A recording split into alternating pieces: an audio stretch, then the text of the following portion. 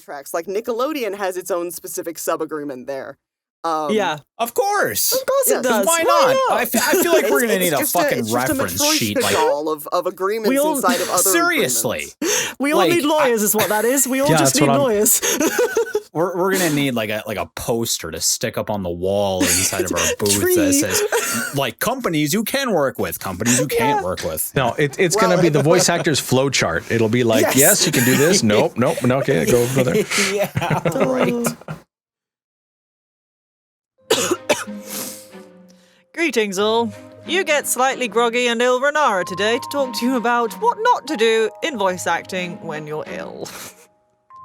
This has come from many years of basically doing the exact opposite of what I'm about to tell you because I'm a workaholic. There, I said it. At least acknowledging you have a problem is the first step. Right, so, Renara's ill tips on VA work when you're ill. Number 1. Stop. Rest. And don't overwork your voice. Honestly, it seems weird, or at least it seems weird to me to say this, but you shouldn't... You wouldn't tell someone who's a track athlete to run if they've either sprained or injured their leg, so don't do it to your voice. Number 2. Listen to Eldurrino when he says, drink water. Stay hydrated no matter what illness you have. It will actually help you get better quicker. Don't ask me how it works. That information is currently buried under brain fog and repressed memories of schooling. Number 3. If you absolutely have to do some voiceover work because you have deadlines that can't be pushed back because the director has to get their next episode of Ducks and whatever the fuck it is out by the end of next month because the viewers demand satisfaction. Please ensure that you are engaging your diaphragm correctly so that there is minimal amount of strain on your voice box. If you strain your voice box, you can develop something called nodules. Fun. On your vocal cords, which are basically calluses, round blobs of on your cords that stop them from closing correctly and can only be removed through surgery. Trust me, as someone who nearly got nodules at a young age, the scare stuck with me for life. So please don't do a me, okay? Look after yourself and kick ass vocally when you're fully better. Oh, and lastly, when you are feeling better and you think you can just jump straight back into voiceover work, wait one more day extra before doing so. It's like antibiotics. You may feel better, but you have to finish the course. It's the same way with voice work. Your voice might mostly be healed, but so just take one extra day before you start screaming into your microphone about how all these motherfuckers are gonna kill all my lilies and shit, you know. So, today, we have Jett back, ready to tell us much more about the SAG-AFTRA strikes, and I can't wait to know everything that's going on with it all. So, take it away, Zamoody. Welcome, everybody. Where am I taking this, by the way, Renara? I don't know. Oh, okay. Welcome to ColdRead the podcast by voice actors for voice actors. Intro was by Renara. Welcome. You sound better. I'm on the tail end. You're on the now, mend.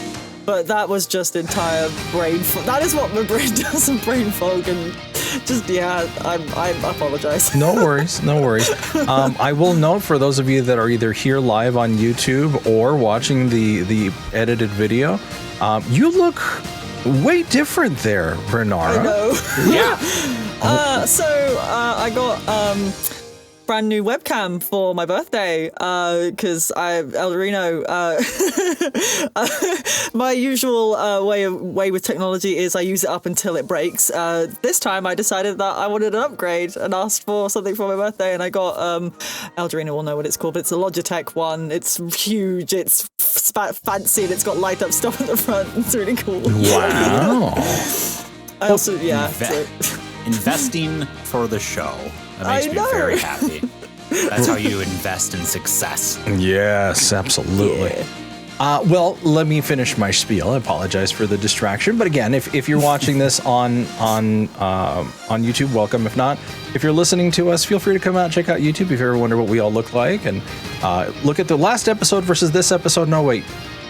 Last episode, you weren't here most of the time. 2 episodes ago. She was here for like 10 minutes. Yeah. Well, yeah. If you have any audio, anything you want us to listen to from your side, if you're working on a voice, if you have a demo that you're working on, we'd love to hear it. You can email it to us at ColdReadthePodcast@gmail.com, or we would be more than happy to have you join our Discord. Link should be in the description of this episode. And you can drop it in there, and we'd love to hear it. If you have any topics, anything else that you want to talk about, just let us know. One of the reasons that we bring Jett on with us right now, not only to see how Jett's doing, but we would love to hear all of the SAG-AFTRA, because there's a lot of preparation there. So we'll get to that in just a moment. Until that, let's check in with everybody. So we see you much clearly. Renara, how was your week? I have not been well.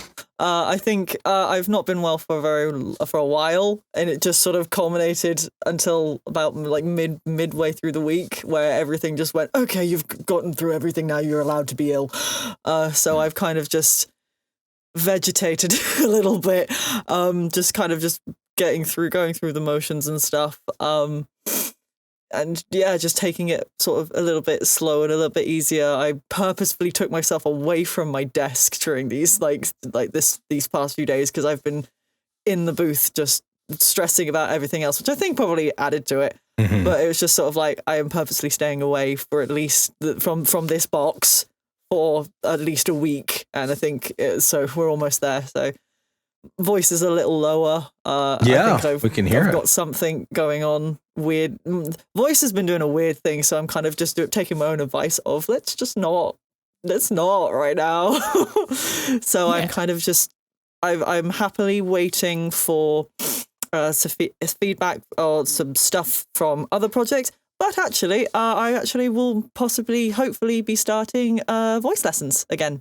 In the near future. Nice. Because I am entirely aware that there are certain sections in my voice range that I can't access currently. Oh, not currently as in ill currently, but at the minute, I'm listening through all my songs and I'm listening through all my recordings, and I'm like going, okay, there's a section that I need some help in getting power behind that. So I actually reached out to Ben from last episode.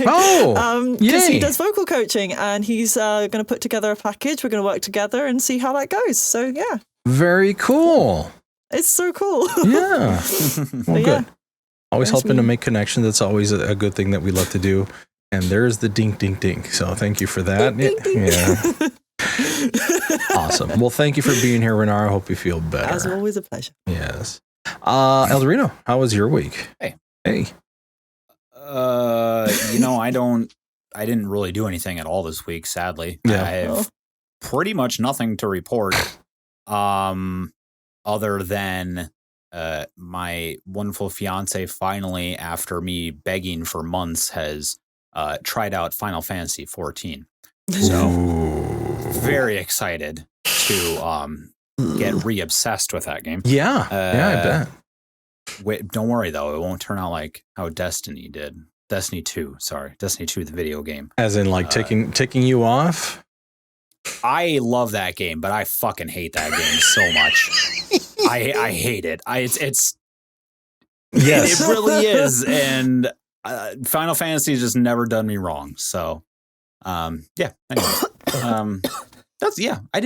I really didn't do anything. No, I feel kind of lame not having anything cool or exciting to talk about. But this week was just life. It's just life. Yeah. That's how life is sometimes. Yeah. Yeah. It was just a chill week. Just to did some music stuff, I guess. Nice. Oh, okay. Here we go. Here. This is the exciting part. Ready? Okay. Here we go.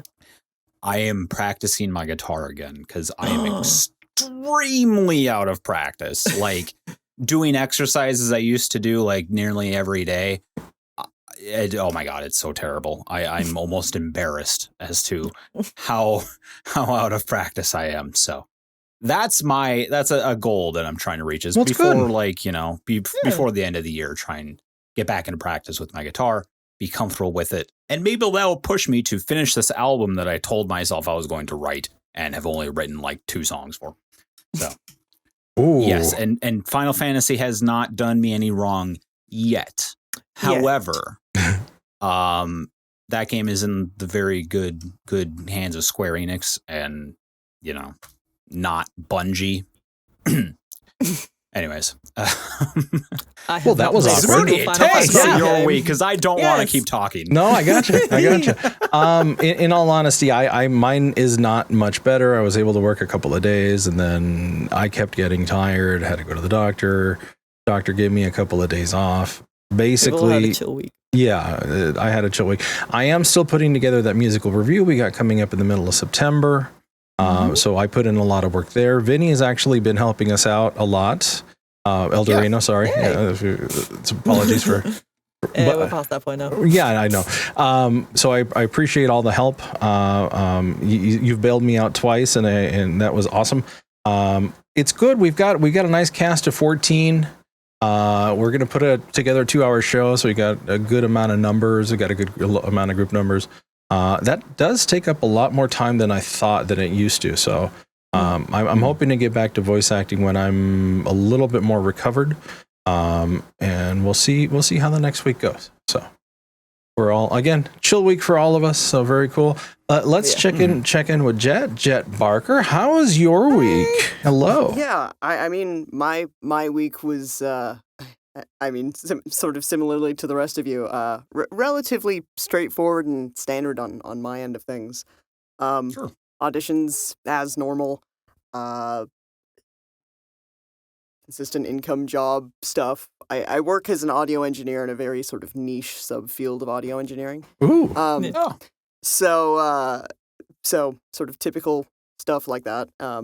There's you have to say what it is now. Yeah. Eldurrino's interest like just this big peaked. I saw his mystery. eyes just like light up. Yeah, so it has a very odd name.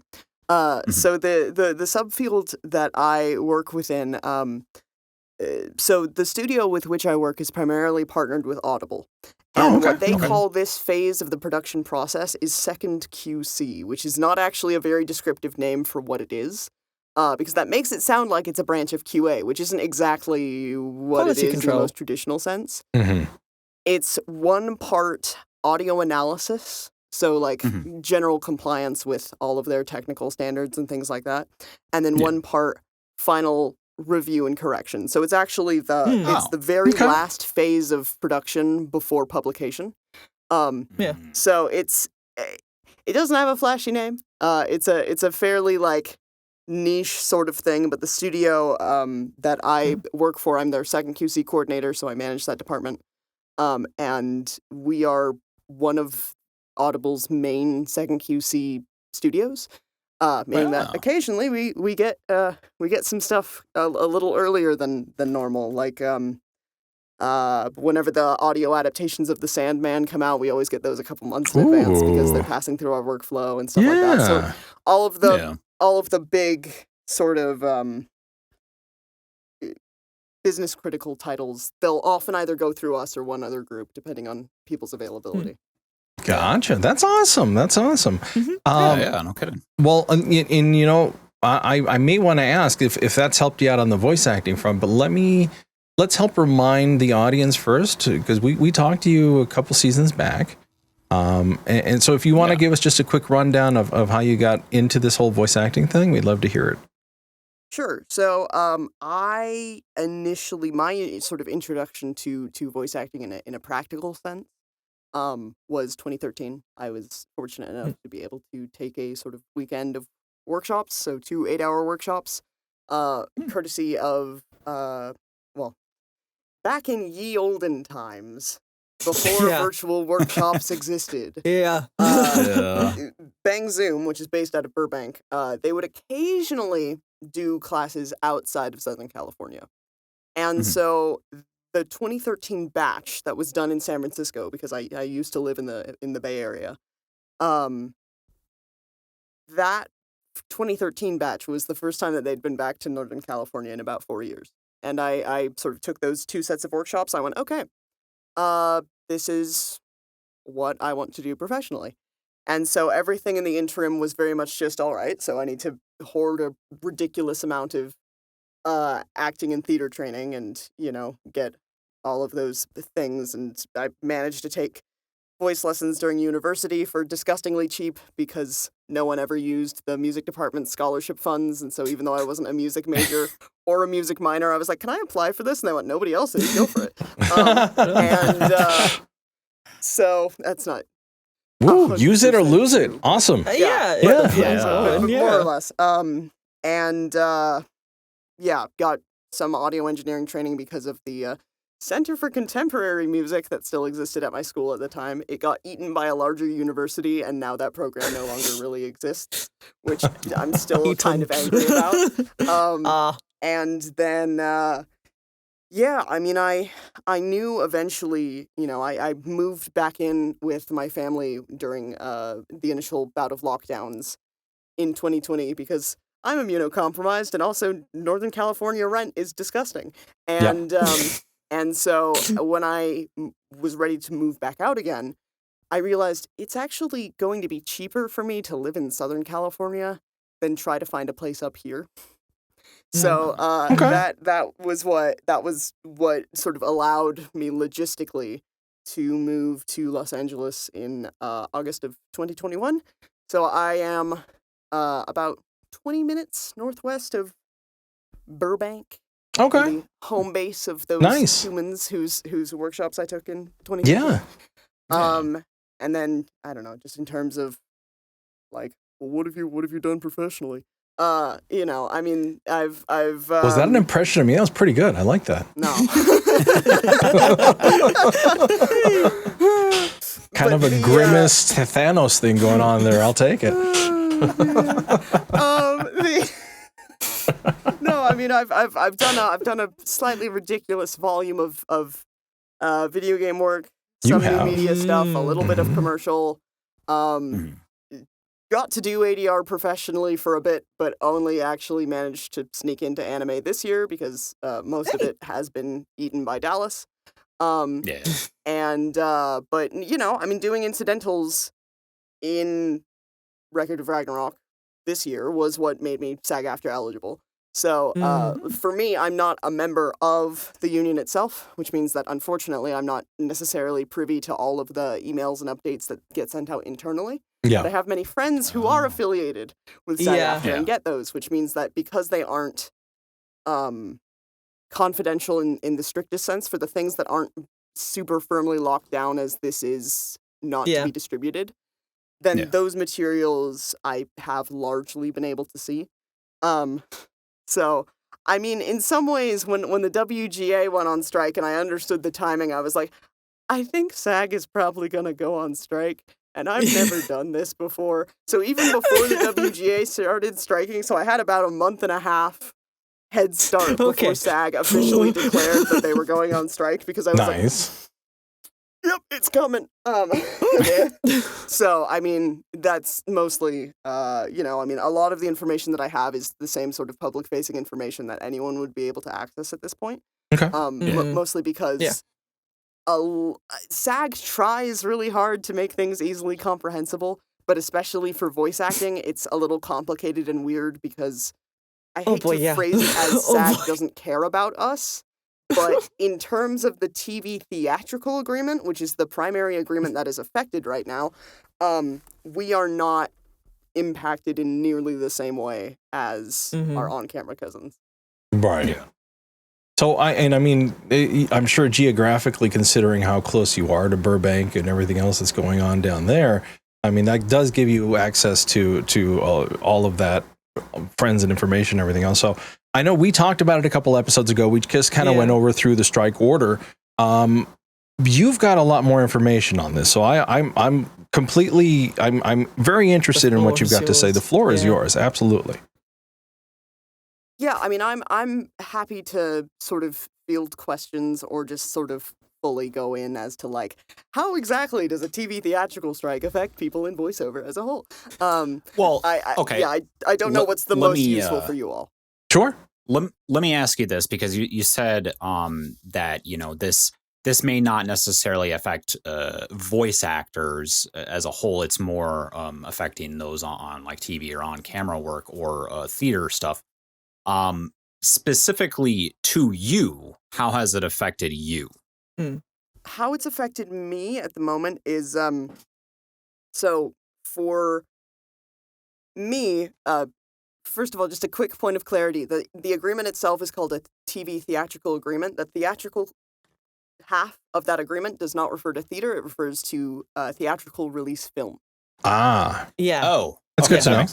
Yeah, because unionized theater relies in the United States. It's a little different depending on where you are in the world. But in the United States, unionized theater uses Actors' Equity as its union rather than SAG-AFTRA. So theater is entirely unaffected by the SAG-AFTRA strike. Right. Okay. That explains a lot. We got a couple of big shows down here. I was wondering if those were going to get canceled. So cool. Yeah. Nope. As long as they're entirely sourced through equity, which is going to be the case in. Yeah. Well, and so we've got basically Beetlejuice everybody. playing down here in San Diego area. I've been dying to watch it, so I'm trying to get tickets to it. So. Heck yeah. Okay. Don't mind me. Yeah, go ahead. I'm just trying to, because I remember this whole thing started after we did that whole, because I reached out to Jett in DMs asking them basically, because I got a casting call through to me, and then I went, because Jett then said on the Discord that they knew a bit more about the SAG-AFTRA strikes, and so I went, Jett, could you have a look at this, and could you tell me if it's okay if I could do this and everything? And they just went into so much more detail about it all, and then afterwards I felt a little bit like, oh, I completely misread this, because at one point I think you said, Jett, I have no way to say this without sounding like a dick, but did you could you remind me, do you remember at all or no? I don't know what part of the thing you're referring to. So I found it. Give me a moment. I promise I can get it. Yeah, no, it was just I will say it was very, very entertaining at the very least, in the sense of it was like, because I never want to seem cruel to folks. And I will say as well that the way that all of this documentation is written is very obtuse and eldritch and a little awful. Very draconian. Very legalese. And yes. I think I found it. So please don't. Oh no! No, I can't. I think it's a little earlier than that. So while you all are looking through this, I've noticed. Oh no, you found it? Yes. Okay. So it's just, if the crews talked about the SAG strike on ColdRead, did you consult with union contacts or other folks with a full understanding of what agreements aren't affected by the strike beforehand? And it was prefaced with I'm not exactly sure how to ask this question because I genuinely don't mean it in any sort of unkind or judgmental way, but just in the interest of making sure everyone has the correct info and in the interest of not confusing listeners. And I mean, again, it's just because of the fact that the nature of how everything is written is a little terrible from a basic comprehensibility standpoint, especially if you don't necessarily have a super robust network of people to go, hey, this is what this means in practice. Which is kind of a unique situation to find oneself in, either geographically or just who you happen to know on the internet, who's done this before. Like, you know, having friends who have gone through multiple WGA and SAG strikes before is a unique situation to be in. And so I remember at one point I sort of turned to a friend and I was like, this is probably a ridiculous question, but am I right that union video games aren't affected at all right now? And he went, that's absolutely correct. And oh, okay. I completely That's good to know. I completely understand why you're confused, but it's not. Yeah. It's not. And the reason why is because SAG strikes, and this is the one thing where at this point, when people ask about struck companies, it's a little different from when the WGA goes on strike.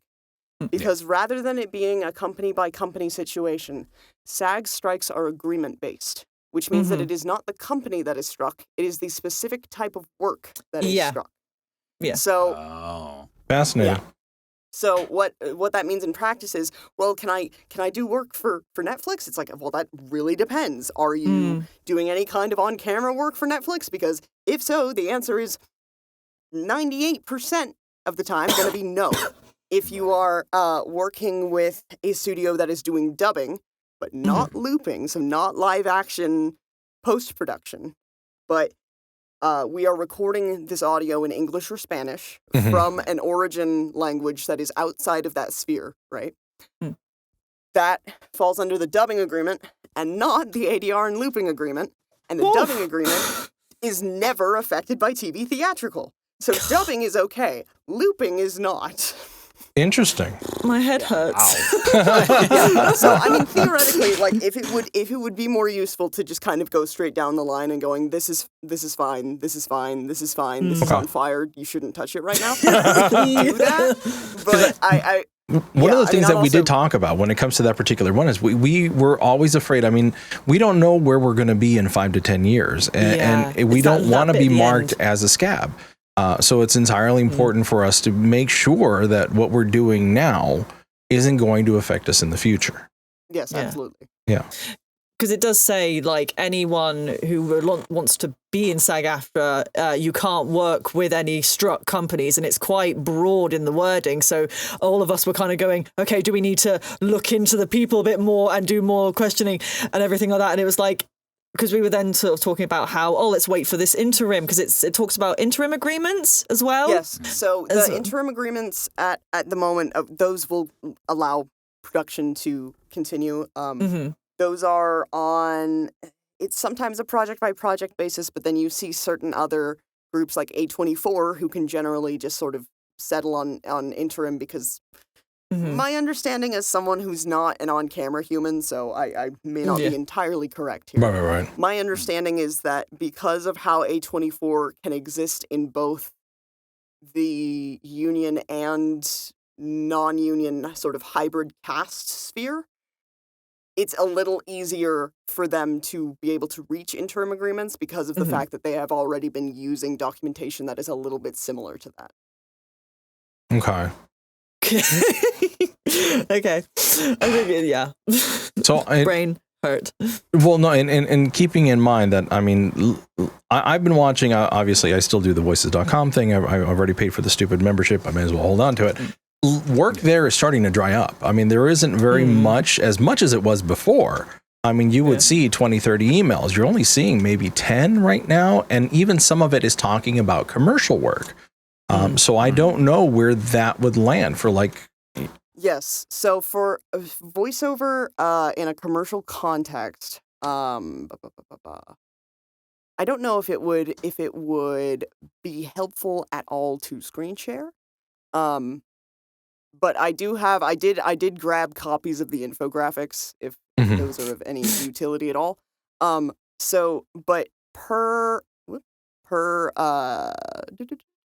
please come back. The National Association of Voice Actors, so NAVA.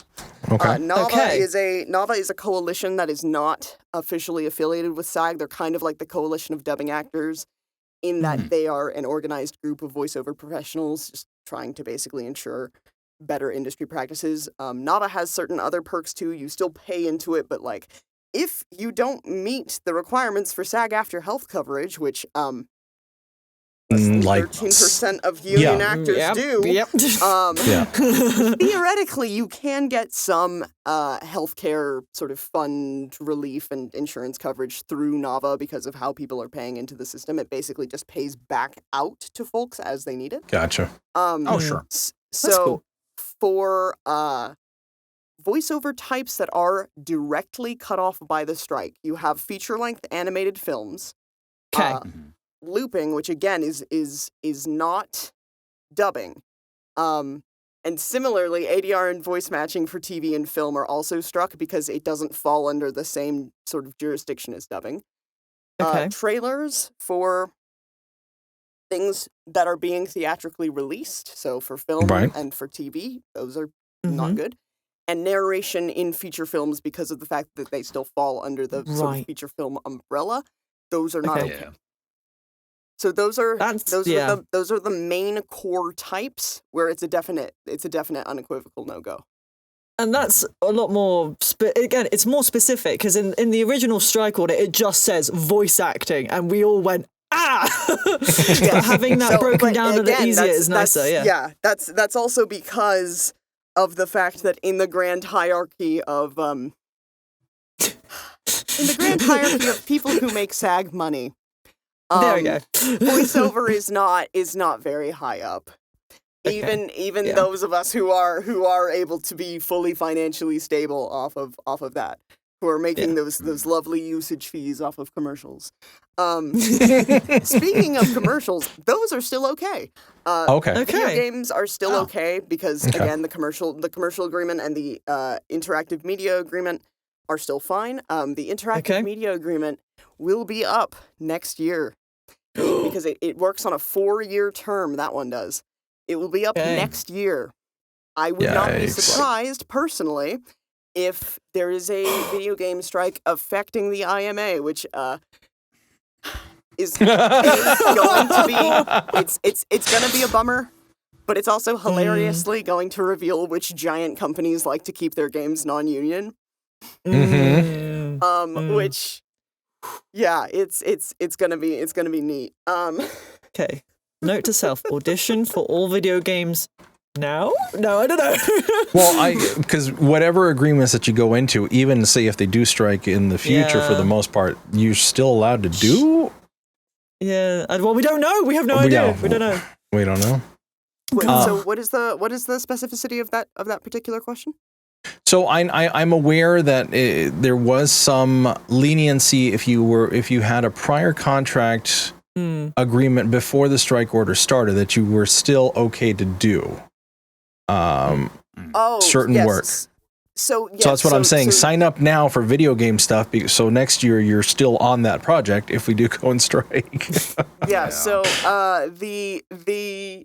I know that contracts regarding promotion specifically, those, because of the fact that they are very time sensitive, if those were agreed to beforehand and then like a film released and you were, say, just doing promo work and you weren't like an actor in the thing, actors in things cannot do any kind of promotion, even if they are sworn to promotional contracts, because of the fact that the SAG agreement being struck, it supersedes that. But the so I mean the thing for union video games is that let's say that you're doing a performance capture project that's going to take 5 years worth of development or whatever. Yeah. And you do all of the actually that's not necessarily the best example because mocap falls under a funny gray area. Well, okay, let's just assume for a moment that performance capture falls purely under the IMA, which it doesn't, but let's pretend. And so you do all of that work, and then they go, oh, we need you back in next year for, pickup audio and this, that, and the other thing. If the strike is happening and they try to summon you back, my understanding is that in a lot of cases, you cannot go back to do that. Okay. As the strike is still going. Yeah. Wow. Again, though, that's only for union games. So, Right. That's fair. So if it's non-unionized, it's a whole other thing. And I mean, even in thinking of union versus non-union, I remember in the strike order that when Renara was reading it, it talked about like levels of budget, like ultra low, low. I mean, is that something that you're somewhat familiar? What is an ultra low? Do we even know if there's a price range? So my understanding is, and again, I'm not an on-camera person for the most part, that there are financial thresholds with regards to overall budget. I did a little bit of background work on something last August where we had at least one person who is a member of SAG-AFTRA, and so what that meant was that I signed a bunch of SAG-AFTRA background actor forms, and I was like, these are probably the only time that I'm ever going to see these. Neat. But interestingly, because of the fact that like we were under a certain budgetary threshold, that background work does not provide you with vouchers that theoretically allow background people who do background like as a consistent income thing. Right. If it's under a certain budgetary threshold, it will not provide you with a voucher that can eventually lead to you attaining eligibility for SAG-AFTRA membership. Okay. So wow. there are definite thresholds. I do not know what they are offhand. Gotcha. Right. That's something That's that you would fine. have to look at the individual agreements for, or I'm sure they have an FAQ somewhere. The formatting might be wonky, and it might be written in legalese, but it's out there somewhere. Yay! Yes, apparently. Wow. So it's I mean, and this is why there's a lot of confusion. I mean, when we looked at it, we looked at the strike order, and it's like, okay, we're just reading it verbatim, and we're trying to figure out what specifically this means. Because I think the main thing was, it was trying to figure out because we were trying, brain, come on, I'll get there. We were going through it and the whole ultra, mid, low and all those things, we were trying to figure out where within the voice acting industry that would land us, like for all of, like for different, for narration and things like that. And it's different. It's a little different for us because of the fact that there are certain specific agreements, like before the dubbing agreement as a whole was amended substantially for the first time since 2004. Holy crap! So when the dubbing agreement, before the dubbing agreement was fully amended, the Coalition of Dubbing Actors, in combination with a few other people, worked with Netflix specifically to create a Netflix-specific dubbing agreement that does still go into effect for Netflix as its own entity. Now, of course, if the dubbing agreement as a whole were struck, that would it's like the parent agreement to Netflix's dubbing agreement, so it would still strike that down completely. But like when I did ADR work on Record of Ragnarok, that is a Netflix show. So it's this is all of the bits and bats of paperwork that you've got to fill out, which are they were SAG-AFTRA dubbing papers, but this is Netflix affiliated, ergo it also receives this and this and this inherited from the Netflix dubbing agreement. Oh my gosh. So it's a seemingly an amalgamation of, you've got the backbone, which is the SAG-AFTRA, and then Netflix has added their bits and pieces to create this one thing that kind of affects each other. Did I get that right? Yeah. Okay. Okay. Yeah. So there are certain I would say it's moderately uncommon for voiceover, where there are studio specific agreements like that. That was a little special because of the fact that Coda and company sort of beat the negotiation on the dubbing agreement to the punch in terms of, hey, can we actually make these rates like slightly less horrifying looking? And Netflix went, all right, and did, which was great. Nice. But so a lot of again, for voiceover, a lot of what you're sort of seeing and where part of the confusion comes in is that although the TV theatrical agreement seemingly affects voiceover, it only affects relatively small slivers of what is a much, much larger industry. So it's more like the voice acting that is extra to the project as a whole is affected, not voice acting is affected, if that makes sense. So if voice acting is in part of... Yeah, so if basically if the voice acting is being used as a part of a television or theatrical release movie, which also includes films that release on streaming that do not fall into certain other categories, right? Yeah. Those subfields are affected. Okay. Essentially. Mm-hmm. So that's why you see that, okay, so prelay animation being used for animated films, that's affected. Well, why is episodic TV animation not affected? It's because TV animation has its own agreement that is not a part of course TV it does. theatrical. Okay, that makes sense. Okay. Yeah. And We're all like gonna look within back on that, this there are episode and certain just- other, We're gonna there are need, certain other like- contracts. Like Nickelodeon has its own specific sub agreement there. Yeah. Of course. Of course Yeah, it does. Why not? I feel like we're going to need a fucking it's reference just a sheet. Like, of agreements We all- inside of other seriously. agreements. We all Like, need lawyers, is what that is. We all Yeah, just that's need what I'm- lawyers. We're gonna need like a poster to stick up on the wall inside of our booth Tree. that says like companies you can work with, companies you can't work with. No, it's going to be the voice actor's flow chart. It'll be like, yes, you can do this. Nope. No, okay, go further. Yeah.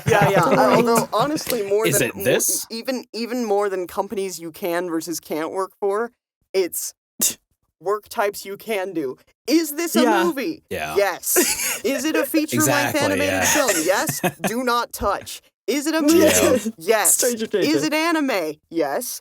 Is it, if it's, well, honestly, if it's anime, it originates in a language other than English. It falls under the dubbing agreement. It's fine. Okay. Jeepers. What I am really interested in is, I know you've touched on it and you were like, let's gloss over that, but it's the thing of motion capture. Where does that fall? Because I am seeing more video game auditions come through that are saying we would like you in for mocap for the character as well as you voicing the character. So where does that lie in that sort of thing? Because mocap is usually it's more, well, with Avatar and everything in films, if that makes sense, but when it comes to video game mocap, where does that land? See, that is the one thing where I know for a fact that if it is non-union, you're pretty much in the clear. Okay. If it is union affiliated, there are certain clauses onto it that I don't have a complete grasp of. Fair enough. That's fair. If you want full details on that, I can heckle Deneen and Alex and see if they have all of the sort of we need a sub-things to that, document because- of just everything. Yeah, because I mean, It's a honestly, benefit. they do vastly more mocap than me. Yeah. I have a ridiculous old man body that can do certain things very well, but mocap is not always one of them. That's fair. But the Unless it's like an old person. certain bits are very bendy. Certain bits are not bendy at all. Send help. So it's true men, but should. You want me to run in this economy? Anyway. But no, I mean, so that's something where it's odd because it's wedged between the interactive media agreement, but yet there is still a this is definitely union, and it's definitely involving on-camera capture for use in XYZ way, to where I don't feel confident saying anything one way or the other purely because it's That not is a totally sphere fine. image. Don't worry. That's better than us. You're fine. Yes. I think I remember seeing in the strike order as well, and I'm assuming this just has to do with promotional. No panels, no podcasts, no anything like that. There was a Yes, moment so for us all. Yes, so that freaked a lot of people out at first. Mm-hmm. And so there are a couple caveats. So let's say that you're an actual play show. Let's say that you're Dimension 20. If you're Dimension 20, you operate off of a SAG-AFTRA contract. Ergo, you are struck. Because of the... God. Yeah. Now, they are not necessarily explicitly struck, but they still halted anyway because of the fact that when these agreements were made and when they were last amended, the actual play sphere did not exist as it exists now. Critical Role, despite its cast being SAG, does not operate as a union-aligned company. The larger company does not operate in that capacity. Ergo, until more firm guidance is released that confirms one way or the other, Crit Roll is still going, with, of course, all of them are like, we 100% support the strikes in all of Yeah. how it applies. It's just we are in uncharted waters. Yes. Which, I mean, if I were in a film and someone said, hey, come onto this podcast and we're going to pay you to promote this film, you can't do that while the strike is going. So if it is a struck project, you cannot be invited in an official capacity to promote that thing, which is why a bunch of panels at San Diego Comic-Con didn't happen. Right. People could still go as guests because they were going as their own entity rather than as something directly affiliated with a Struck production. That makes sense. Yeah. Okay. So people Wow. can come onto Cold Read without fear then.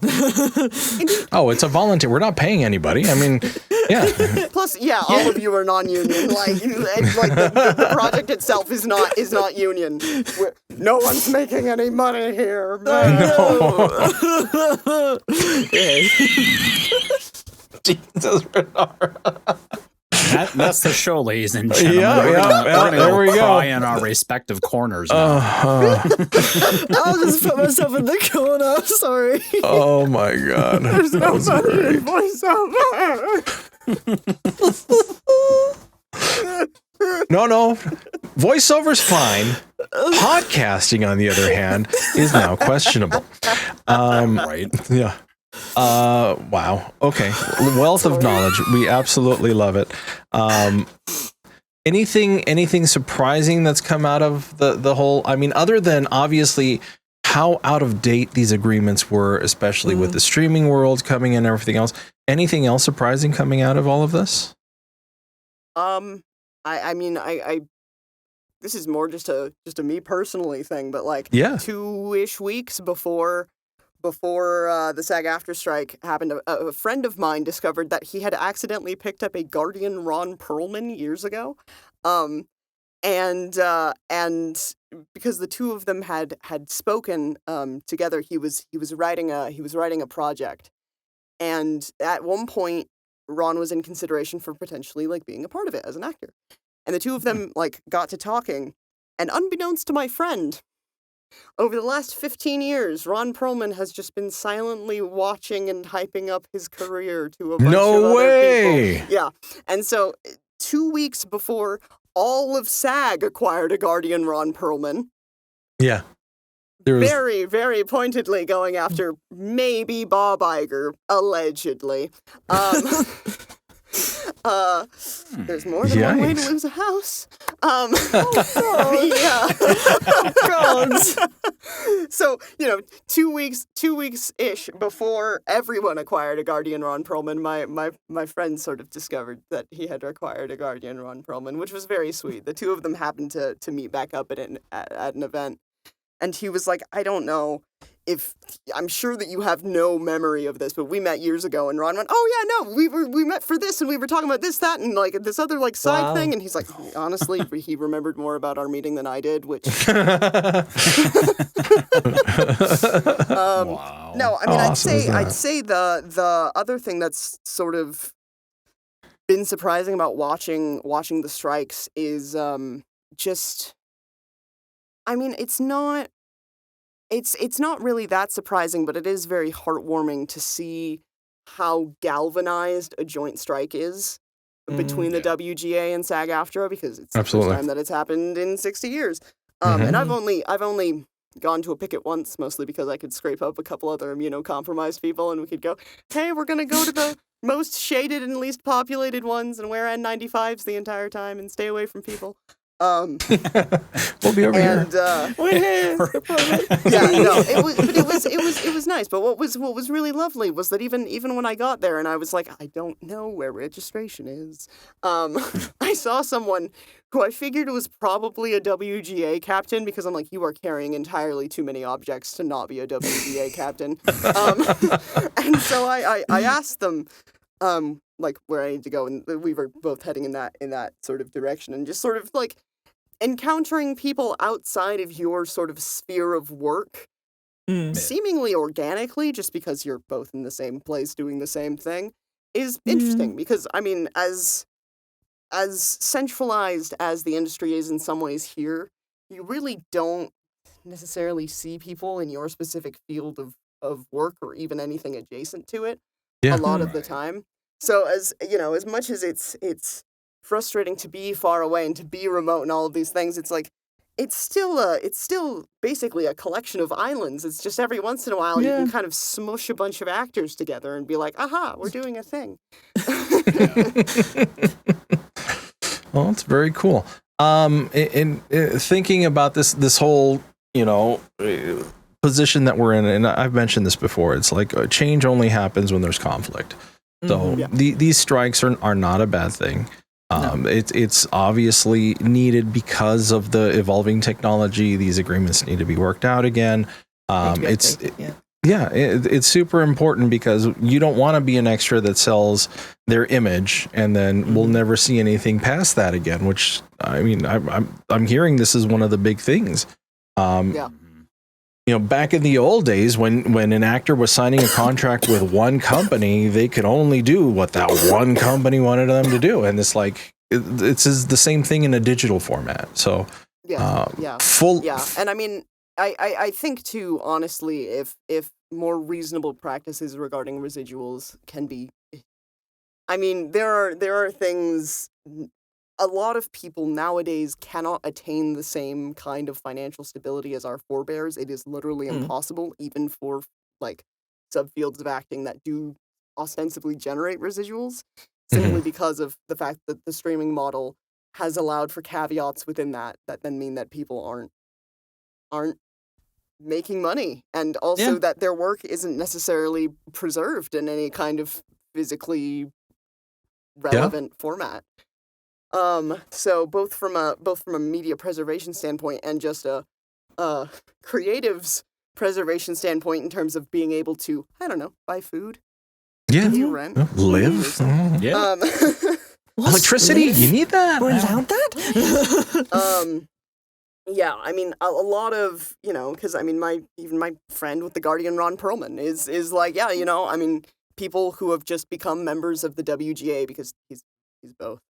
People who have just become members of the WGA, like, cannot do what I was able to do 20 years ago in the same way because of the fact that the landscape has just shifted and streaming is not supporting people in the same way. Right. So, I mean, really, that's a sort of galvanizing force again between both guilds, because it's a struggle, and even the struggles with artificial intelligence are something that is shared between both parties so intensely that there is really, I mean, I highly doubt that there would have been infighting anyway, but, you know, especially because fundamentally everybody's working toward the same goal. I feel like that is a really nice galvanizing force in terms of inter-guild solidarity. Right. And even Continental, I mean, not only probably about a couple of weeks after it was, and this all started happening in the US, the BBC in London got shut down for a few hours because literally everyone walked out. And it was like, and I don't live in London, I would have joined if I could, but it's the thing of, it's not often that, at least in my experience, that I've seen with unions, at least in the UK, that like things don't really like gel. Like it's like, oh, it's just that group's upset about one thing. Okay, they'll be fine. But now it's like there's so many different. Everyone, no matter where you are in the world, is also kind of coming together for this, and it's the most galvanizing and like solidarity, and everyone's working together. And I can't word properly because I've got brain fog, but I know what I'm trying to say. Okay. It's the thing of, I'm getting there. Thank you. Rambles. There we go. But it's such a wider influence, and I think it just shows the community we have. I think, and how that community kind of translates over into the writing, into these other departments and all these other things, how it kind of just amalgamates together. And I guess that kind of goes with why we're so confused as to which pick is affected, because we're all kind of together with it, sort of thing. But no, that was just my 2 cents, because I was like, oh my God, when I saw it on my newsfeed, I was like, whoa! But obviously, I mean, there's still a lot of, I'm not going to say animosity. I know one side has been worse than the other one. Have there been any returns to negotiations? Where we stand right now, or where do they stand? I should say. Well, the SAG-AFTRA and the WGA are very happy to talk again. The AMPTP is not. Right. So fundamentally, it's just negotiations can and will continue once the AMPTP is willing to come back. Didn't they issue something recently where they basically were kind of like responding to all of SAG's demands, and they're like, nah, bruh, we're good. Yeah, so that just basically declined like everything. So all of those were from the initial batch of negotiations. But they are sort of frozen and can't be released immediately after negotiations end for ridiculous bureaucratic reasons. Right. But so it was pretty much just whenever SAG, even just in terms of, hey, could we maybe, like, I don't know, pay people a paltry fee if they're doing their own, like, hair and makeup prep before showing up to set, you know, because that's still technically labor beforehand, and the MVCP went, no. What the heck? Jeepers. God. Yeah. You know, we're all So just imagining these suits in this like top building office, just like no, the people. I mean, I can't really argue with that though, because like my fiance has done a lot of like background work and stuff like that, and there has been parts that she's been in where they asked you to bring your own clothing for, you know, whatever scene. They'll give you a description of what your character is supposed to look like, and she goes out to like Goodwill and Salval and whatnot and buys clothes, and then she arrives with like a suitcase full of it, like, here you go, what do you think? And they're like, nah, we can't use any of this, we're just going to give you, you know, what we already have. So it's like I don't even feel like they should be recommending that personally, but I don't know, I'd say there's a slight difference between clothing and makeup, because applying one's makeup and applying someone's hair is a bit more of a it's also not the supply cost, it is the prep work and labor cost. Yeah, the time involvement. You would pay a makeup artist to do this if they did not do it themselves. Yeah. That is someone else on staff who would be paid. Ergo, if you are expecting your actor to do that in advance, the same rules should logically apply. But they don't. I can agree with that. Yeah. Well, then just don't do it then. Fuck you. Yeah, you all can deal with this. Gonna be shiny on camera. You do my makeup then. Yeah. Well, seriously. Like, I mean, how else are we supposed to make any traction? No, it's. I mean, again, these are obviously situations that do need to be. People need to be able to earn a wage. People need to be able, because like you mentioned, you know, people are mad that actors are on strike, but it's not everybody is at the top of that career. You have a lot of people. The majority of people are not. Yeah, and you have so many people that are struggling and that have families, and you know, asking for a decent wage isn't a bad thing. So don't compare the 0.1% to everybody else that's involved in this production of everything that you watch. It's not it's not the 3 people that you're watching on screen. It's the 150 people in the back that put everything together. Or, you know, Eldurrino, who just does everything for the show.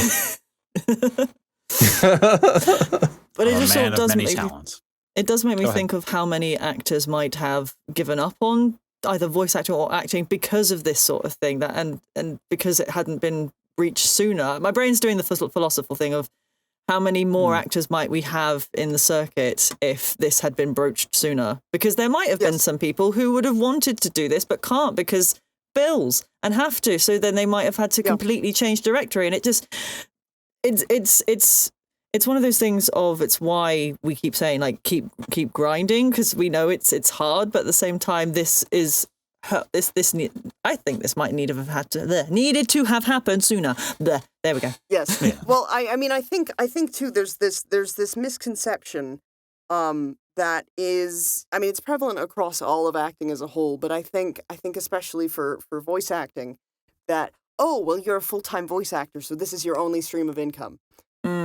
For basically everyone I know, that is not their only stream of income. They are either they're either married to or in a relationship with someone who has a consistent income job that provides enough funds.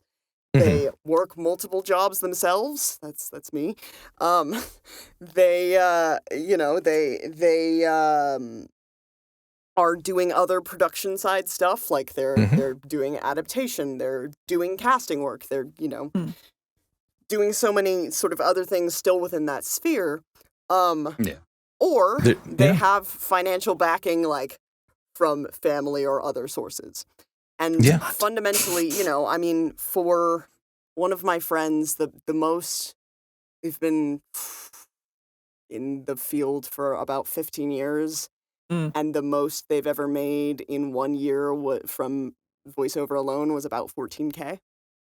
Wow. Oh. Wow. Yeah. Now I have friends who have less niche vocal prints who can book a lot of commercials with very, very nice union fees and recurring usage fees that are markedly more stable, but who are also married.